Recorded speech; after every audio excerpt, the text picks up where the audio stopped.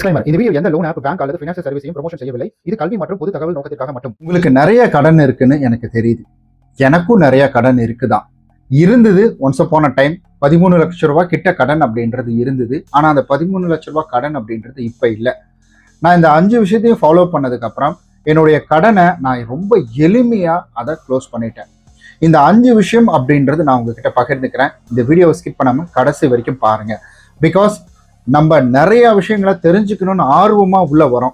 கொஞ்ச நேரத்திலேயே நமக்கு போர் அடிக்க ஆரம்பிச்சிருது. இப்ப இருக்கிற காலகட்டத்துல நம்மளுடைய டோபமைன் அப்படிதான் ஒர்க் பண்ணிக்கிட்டு இருக்கு. இந்த வீடியோ பார்த்தா என்னடா என் வளன்னு பேசிக்கிட்டே இருக்கான், மேட்ருக்கு வராம அப்படின்ற மாதிரி தான் நம்ம மைண்ட் யோசிக்குது. ஸோ நிறைய விஷயங்களுக்கு நம்ம மைண்ட் அடிக்ட் ஆச்சு. அதனால பொறுமையா பல்ல கடிச்சுக்கிட்டு இந்த வீடியோவை வந்துட்டு பாருங்க. ஆக்சுவலி இப்போ நான் அந்த சூழ்நிலையில இருக்கிறேன். பட் ஆனால் முதல்ல 13 லட்ச ரூபா அப்படின்றத நான் க்ளோஸ் பண்ணிட்டேன். ஸோ ஓகே, எனக்கு அது முடிஞ்சிருச்சு. அதில் ஒரு ஸ்ட்ராட்டஜி தான் நான் ஆரம்பிச்சிடானு. இப்போ எனக்கு வந்துட்டு ஒரு 2.5 லட்ச ரூபா அப்படின்றது இருக்குது. இதை அடைக்கிறதுக்கான வழியில தான் இருக்கேன். அதுவும் உங்களுக்கு குறிப்பாக இந்த 2.5 லட்சம் கம்மியான லோன்னா ரொம்ப எளிமையாக உங்களால் அடைச்சிட முடியும். நம்ம பார்க்கறது பொறுத்து தான் இருக்கு. அதுக்காக கடனை ஜாலியாக பாருங்க, என்ஜாய் பண்ணுங்க அப்படின்னு சொல்ல போகிறது கிடையாது. ப்ராக்டிக்கலாக இதெல்லாம் நம்ம பண்ணும்பொழுது நம்மளுடைய கடனை அடைக்கிறதுக்கான வாய்ப்புகள் அப்படின்றது நிறைய இருக்குது. ஸோ இந்த வீடியோவை முழுமையாக பாருங்க. இந்த வீடியோவை நிறைய பேருக்கு ஷேர் பண்ணி கொடுங்க.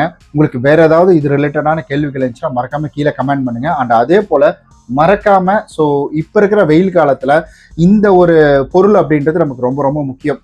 ஏன்னா இந்த பொருள் எனக்கு இருக்கும் பொழுது நான் 2 நாளைக்கு முன்னாடி வீடியோவில் சொல்லியிருப்பேன். இதை வச்சுதான் வந்துட்டு என்னுடைய வண்டி காற்று இறங்கி போச்சு. அந்த டைம்ல இதை யூஸ் பண்ணி வந்துட்டேன். இது ஒன்லி வந்துட்டு ஏர் கம்ப்ரஸர் மட்டும் கிடையாது. இதில் பார்த்தீங்கன்னா உங்களுக்கு வந்துட்டு டைப் சி வந்துட்டு போர்ட்டல் இருக்கு. அதுக்கப்புறம் பவர் பேங்க் இருக்கு, SOS லைட் இருக்கு, ஒரு டிஸ்பிளே இருக்கு. இங்கே எல்லாமே ஆப்ரேட்டிங் வந்துட்டு மெஷின்ஸ், பட்டன்ஸ் எல்லாமே இதில் இருக்கு. உங்களுக்கு தேவைன்னா கீழே லிங்க் இருக்கு, ட்ரை பண்ணிக்கோங்க. சரி, ஓகே, இப்போ நம்ம வீடியோக்குள்ள போலாங்களா? ஓகேங்க. அதாவது நமக்கு எக்கச்சக்கமான கடன்.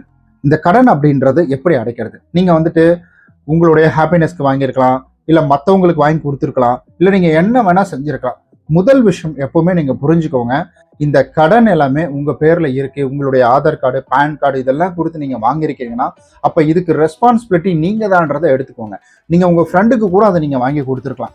ஸோ அதெல்லாம் விட்டுருங்க, உங்க ஃப்ரெண்டுக்கு வாங்கி கொடுத்துருவாங்க. ஆனா தப்பு நம்மளுது தான். யாரோ ஒருத்தர் காசு, நம்ம காசை தூக்கி கொடுக்குறது வேற, யாரோ ஒருத்தர் காசை வந்துட்டு நம்ம வந்து கையெழுத்து போட்டு இந்தாப்பா நீ எடுத்துக்கோ அப்படின்ற மாதிரி கொடுத்தது அது வேற. மிஸ்டேக் நம்மளுது அப்படின்றத முதல்ல அக்செப்ட் பண்ணிக்குவாங்க. என் மேல தப்பு அப்படின்றத நம்ம அக்செப்ட் பண்ணிக்கிட்டா மட்டும்தான் நம்மளால வந்துட்டு கடன்ல இருந்து வெளியில வர முடியும். குறிப்பா கடன்ல இருந்து வெளியில வர முடியும். வாழ்க்கையில ஒரு சில விஷயங்களை நம்ம அக்செப்ட் பண்ணிக்கிட்டா மட்டும்தாங்க நம்ம அதுல இருந்து வெளியில வர முடியும்.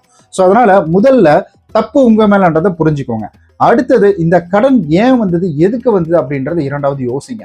இரண்டாவது விஷயம் என்னன்னா, இந்த கடன் நம்ம எதுக்கு எடுத்தோம், யாருக்காக எடுத்து கொடுத்தோம், என்ன பண்ணிக்கிட்டு இருக்கோம், நம்ம இந்த கடனை அடைக்கிறதுக்கு நம்ம அடுத்த கட்ட நம்ம என்ன செஞ்சோம், அந்த நகர்வுகளை நம்ம எப்படி கொண்டு போறோம் அப்படின்றத யோசிங்க. ஏன்னா நிறைய பேருக்கு கடன் இருக்கு அப்படின்றதுனால அவங்களுடைய பிரெயின் பெருசா வேலை பார்க்கறது கிடையாதுன்னு நினைக்கிறேன். என்ன ஆகும்னா, ஐயோ கடன் இருக்கு, கடன்காரன் ஃபோன் பண்ணுவான், என் ஃபோனை வச்சு நான் என்ன பண்றது, அவன் வேற ஃபோன் பண்ணுவான் அப்படின்ற மாதிரி அதையே பார்த்து பயப்படுறாங்க. ஸோ அப்போ என்ன ஆகும் அப்படின்னு கேட்டீங்கன்னா, அவங்களுடைய ஃபோக்கஸ் ஃபுல்லாவே வந்து கடன்ல தான் இருக்கு. ஸோ மீதம் 3 வந்துட்டு வேற லெவல்ல இருக்கும். அதை பாருங்க.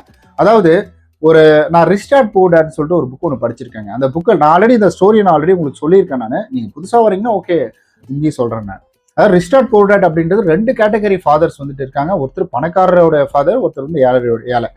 ஸோ அந்த 2 கேட்டகரி பீப்புள்ஸ் எப்படி பார்ப்பாங்கன்னா, ஒருத்தர் வந்துட்டு நான் ஏழையா இருக்கேன், எங்க அப்பாவும் ஏழையா இருக்காரு, நான் அப்படி ஆயிடக்கூடாது அப்படின்னு வந்துட்டு பார்த்து அடுத்த கட்டம் அப்படின்றதுக்குள்ள போறாரு. அதாவது பணம் சம்பாதிக்கிற விஷயங்களுக்குள்ள போறாரு. ஸோ இன்னொருத்தர் என்ன பண்றாருன்னா, நான் ஏழையா இருக்கேன், எங்க அப்பாவும் ஏழையா தான் இருக்கிறாரு, நான் என்னங்க பண்றது, எங்க அப்பாவே ஏழை, நான் என்ன பண்றது, எங்க அப்பா பணக்காரனா இருந்தா ஏதாவது பிசினஸ் பண்ணி நான் சம்பாதிச்சுட்டு போயிருப்பேன் அப்படின்ற மாதிரி யோசனை. ஸோ இதை நீங்க அப்படியே ஓரங்கட்டி வச்சிருங்க. நீங்க எந்த கேட்டகரியில இருக்கீங்க அப்படின்றத கீழே மறக்காம வந்துட்டு கமெண்ட் பண்ணுங்க. கண்டிப்பா கமெண்ட் பண்ணுவீங்களா? கமெண்ட் பண்ணுங்க நீங்க எந்த கேட்டகரியில இருக்கீங்க.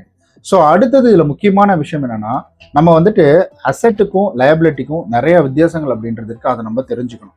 ஸோ இதெல்லாம் தெரிஞ்சிக்காததுனால மட்டும்தான் நமக்கு வந்துட்டு இந்த புரிதல் இல்லாததுனால நம்ம அசெட்னா என்ன, லயபிலிட்டினா என்ன அப்படின்ற மாதிரி. ஸோ ரொம்ப சிம்பிள் தாங்க. ஒரு சொத்து அப்படின்றது வந்துட்டு நம்மளுடைய பாக்கெட்ல இருந்து பணம் எடுத்துட்டு போகக்கூடாது. அதாவது இப்போ நம்ம வந்துட்டு ரொம்ப சிம்பிளா சொன்னோம்னா, இப்போ நீங்க ஒரு பொருள் வாங்குறீங்க, ஒரு கார் வாங்குறீங்கன்னு வச்சுக்கோங்களேன். கார்ல 2 விதம் அப்படின்றது இருக்குது. ஒன்று அசெட்டு, இன்னொன்று லயபிலிட்டி அப்படின்னு சொல்லுவாங்க. ஸோ இதுல வந்துட்டு முதல் விஷயம் என்னன்னா, நம்ம வந்து நார்மலா கார் வாங்கி நான் மட்டும் வச்சுக்க போறேன், இந்த கார் எங்கிட்டயே இருக்க போகுது அப்படின்னு பாத்தீங்கன்னா, இது வந்துட்டு அசெட் அப்படின்னு சொல்றாங்க. அதாவது வந்து லயபிலிட்டி அப்படின்னு சொல்றாங்க. இல்லை அந்த காரை நான் வாங்கி நான் என்ன செய்ய போறேன்னா ஒரு கேப் போட போறேன், ஏதாவது ஒரு வகையில் அந்த கார் எனக்கு வந்து சம்பாரிச்சு கொடுக்க போகுது அப்படின்னா இதை வந்துட்டு அசெட் அப்படின்னு சொல்றாங்க. ஸோ ஒரு சொத்து அப்படின்றது நம்ம அப்படியே அசையும் சொத்து அசைய சொத்து அப்படியே நின்றுக்கிட்டே இருக்கக்கூடாது. ஏதாவது ஒரு வகையில சம்பாரிச்சு கொடுத்தா மட்டும்தான் அது நமக்கு சொத்து. இல்ல நான் வெறும் கார் மட்டும் வாங்கி வச்சிருக்கிறேன், அது என் பாக்கெட்ல இருந்து பணத்தை மட்டும் எடுக்குது, பெட்ரோலுக்கு காசு எடுக்குது, வெளியில போகிறது காசு எடுக்குது, எங்கேயாவது போயிட்டு வரணும்னா காசு எடுக்குது அப்படின்னா அது வந்துட்டு நமக்கு சொத்து அப்படின்றது வந்து லயபிலிட்டி அப்படின்றதுக்குள்ளதான் வரும். ஸோ அதுக்காக நீங்க கார் வாங்காதீங்கன்னா நான் சொல்லலை, நான் வாங்கலாம், தப்பு இல்லை. ஆனா முதல்ல நான் வந்துட்டு ஒரு பணத்தை கொண்டு போய் போடுறேன்னா அது எதுக்காக போடுறேன் அப்படின்ற ஒரு யோசனை இருக்கிறோம். நம்ம எங்க சம்பாதிக்கிறோம், எப்படி சம்பாதிக்கிறோம் அப்படின்றது வந்துட்டு இருக்கிறோம். அப்ப நிறைய பேர் நினைச்சிட்டு இருக்கிறது என்னன்னா, நான் இப்போ வந்துட்டு ஒரு இடம் வாங்க போறேன், ஒரு இடம் வாங்கி வந்துட்டு அதுல வீடு கட்டி வாடகைக்கு விட போறேன். நல்லா யோசிச்சு பாருங்க, நம்ம எவ்வளவு பெரிய பங்களா அப்படின்றது கட்டினாலும் சிட்டிக்குள்ள இல்ல, சிட்டிக்குள்ள இடம் வாங்குறது பெரிய விஷயம். ஸோ அது வேற, வீடு கட்டி வாடகை கொடுத்து அதை விட பெரிய விஷயம். சிட்டிக்குள்ள ஒரு இடம் இருக்குன்னா அது வேற, எங்க அப்பா இடம் இருக்குங்க, அந்த இடத்துல நான் வீடு கட்டி வந்துட்டு விட போறேன் அப்படின்னா அது வேற விஷயம். அதுவே நீங்க ஒரு அவுட்டர்ல ஒரு இடத்த வாங்கி அந்த இடத்துல நான் இப்ப கடனெல்லாம் வாங்கி வீடை கட்டி அதை வாடகைக்கு விட போறேன்னா அதிகபட்சமா உங்களால ஒரு 5,000-20,000 கொடுக்க முடியும், 2 BHK. ஸோ அவ்வளவுதான் நம்மளால பண்ண முடியும். ஆனா நீங்க அதுக்கு எவ்வளவு கடன் வாங்கியிருப்பீங்க, மாசம் எவ்வளவு டியூ கட்டுவீங்க, பல மடங்கு அதிகமா இருக்கு. ஸோ நான் ஒரு பொருள் வாங்குறேன் அப்படின்னா அந்த பொருள் எனக்கு சம்பாதிச்சு கொடுக்கணும், அதுக்குன்னு எல்லாத்தையுமே நான் பார்க்கணும் அப்படின்றதுக்கு சொல்லலை நான். ஸோ ஜென்ரலாகவே ஒரு பொருள் வாங்குறோம் அப்படின்னா அது நமக்கு வந்து சம்பாதிச்சு கொடுக்கணும் அப்படின்றது அதுதான் நமக்கு வந்து சொத்து. நம்ம நிறைய பேர் என்ன செய்யறோம்னா, செல்லுன்றது எல்லாத்துக்கும் ஒரு முக்கியமான ஒன்று தான். ஆனால் நம்ம வந்துட்டு என்ன பண்ணிடுறோம்னா, அது நம்மளோட யூசேஜ் எல்லாம் தாண்டி மற்றவங்க வச்சிருக்கிறாங்க, மற்றவங்க கார் வாங்கியிருக்காங்க, மற்றவங்க வந்துட்டு வீடு கட்டியிருக்கிறாங்க, மற்றவங்கன்னு சொல்லி மற்றவங்க பின்னாடியே ஓடி நம்ம என்ன பண்ணுறோம்னா ஒரு கடன் அப்படின்ற ஒரு ஸ்ட்ரகிளில் நின்றுருக்கோம். ஸோ எனக்கு தெரிஞ்சு ஒரு உண்மையான ஒரு ஃபேமிலி இருக்கிறாங்க. ஸோ மற்றவங்களுக்காகன்னு பண்ணியே அவங்க வந்துட்டு என்ன ஆச்சுன்னா, இப்போ அவங்க எவ்வளவோ இடம் இருந்து எவ்வளோ இது இருந்து எல்லாத்தையும் விட்டுட்டு இப்போ ஒன்றுமே இல்லாமல் வந்துட்டு இருக்கிறாங்க. ஸோ இது எதுக்காக நான் சொல்ல வரேன்னா, நம்ம கடன் அப்படின்னு நம்ம சொல்லிக்கிட்டு இருக்கோம், ரைட்டு தான், கடன் நமக்கு இருக்குதான். அந்த கடனை அடைக்க நம்ம என்னென்ன வழிகளில் நம்ம முதல்ல அந்த கடனை பற்றி கால்குலேஷன் போட்டோமா, அதுக்கு அடுத்தது நம்மளுடைய வருமானம் எவ்வளோ வருதுன்றதை பார்த்தோமா, அதை முதல்ல பார்க்கணும். நம்மளுடைய வருமானம் இரட்டிப்பு ஆகலை, அதாவது ஒரு புக்கில் நான் படிக்கிறேன், டக்குன்னு வந்து எனக்கு ஞாபகம் வரல, என்ன சொல்கிறாங்கன்னா, நம்ம வந்துட்டு ஒரே ஒரு சம்பளத்தை நோக்கி மட்டுமே ஓடிக்கிட்டு இருக்கிறோம் அப்படின்னா அது நம்ம வந்துட்டு ஒரு மிகப்பெரிய ஒரு ஆபத்துக்கு பக்கத்தில் இருக்கிறதுக்கு சமமா. எப்போ வேணால் அது நடக்கும். ஏன்னா எந்த கம்பெனியும் நம்மளால நம்ப முடியாது. எப்போ வேணால் நம்ம அதெல்லாம் கிடையாது, கிளம்பி போ அப்படின்ற மாதிரி வந்து துரத்தி விட்டுருவாங்க. வாய்ப்பு இருக்குல்ல, இல்லை கடைசி வரைக்கும் நீ தலைகீழ நின்னாலும் இதுதான் உனக்கு நடந்துடும் அப்படின்னு ஏதாவது சொல்லுவாங்களா என்ன? நீ என்ன தப்பு பண்ணாலும் நாங்கள் வச்சுப்போம், நீ வந்து சரியாக எங்களுக்கு சம்பாதிச்சு கொடுக்கலன்னா நாங்கள் வச்சுப்போம் அப்படின்ற மாதிரி ஏதாவது உத்தரவாதம் இருக்கா என்ன? அதனால என்ன சொல்கிறாங்கன்னா, ஒரு அடிஷ்னல் இன்கம் அப்படின்றது ஒரு பார்ட் டைம் மாதிரி ஏதாவது ஒரு வேலை நம்ம பார்த்து தான் ஆகும். நம்ம வாழணும்னா நான் முதல்ல சொல்லிட்டேன், முதல்ல தப்பு உங்களுக்கு தானே அக்செப்ட் பண்ணிக்கோங்க. ரெண்டாவது, எதனால் அந்த தப்பு நடந்தது. மூணாவது, இந்த தப்பு நடந்ததை பற்றி யோசிச்சுக்கிட்டே இருக்கக்கூடாது, எதனால் நடந்ததுன்னு பார்த்துட்டு அதை எப்படி சரி பண்ணுறது அப்படின்றத பார்க்கணும். நம்ம ஒரு பொருள் வாங்க போகிறோம்னா அந்த பொருளை வந்து சரியாக நம்ம கணிச்சு அப்படின்றது அந்த பொருள் வாங்கணும்.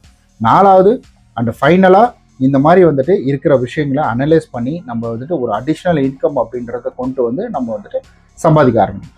இப்படி நம்ம பண்ணும்பொழுது நம்மளுடைய கடன் அப்படின்றது நம்மளால ஈஸியாக வந்துட்டு அடைச்சிட முடியும். முதல்ல சம்பாதிங்க, பணத்தை வந்துட்டு சம்பாதிங்க. பணத்தை சம்பாதிக்கணும் அப்படின்ற ஒரு நோக்கம் எப்பவுமே நம்ம மனசுக்குள்ளே இருந்துகிட்டே இருக்கணும். பணம் சம்பாதிக்காமல் கடன் அடைக்கிறதுக்கு மட்டும் எனக்கு வழி வருமா, இல்லை கடன் எங்கேயாவது கிடைக்குமா அப்படின்றதெல்லாம் அதில் வேஸ்ட். கடன் வாங்கிறது அது நமக்கு சம்பாதிச்சு கொடுக்கணும், நம்மளை வந்துட்டு மறுபடியும் கடனில் மாட்டி விடக்கூடாது. ஸோ கண்டிப்பாக இந்த வீடியோ உங்களுக்கு பிடிச்சிருக்குன்னு நம்புறேன். நம்மளுடைய வாட்ஸ்அப் சேனல், டெலிகிராம் இதில் எல்லாமே ஜாயின் பண்ணிக்கோங்க, இன்ஸ்டாகிராம் ஜாயின் பண்ணிக்கோங்க. இந்த பொருள் உங்களுக்கு வேணும்னா வாங்கிக்கோங்க, கீழே வந்துட்டு லிங்க் கொடுத்துருக்கேன், மறக்காமல் உங்களுக்கு தேவைன்னா வாங்கிக்கோங்க. ஸோ இது நான் காசு போட்டு வாங்கினதுங்க, இது எதுவுமே ஓசியில் இதெல்லாம் கிடையாது, ஸ்பான்சர்லாம் கிடையாது, நான் காசு போட்டு வாங்கினது தான். ரொம்ப நன்றி இந்த வீடியோ இவ்வளோ தூரம் பார்த்தது.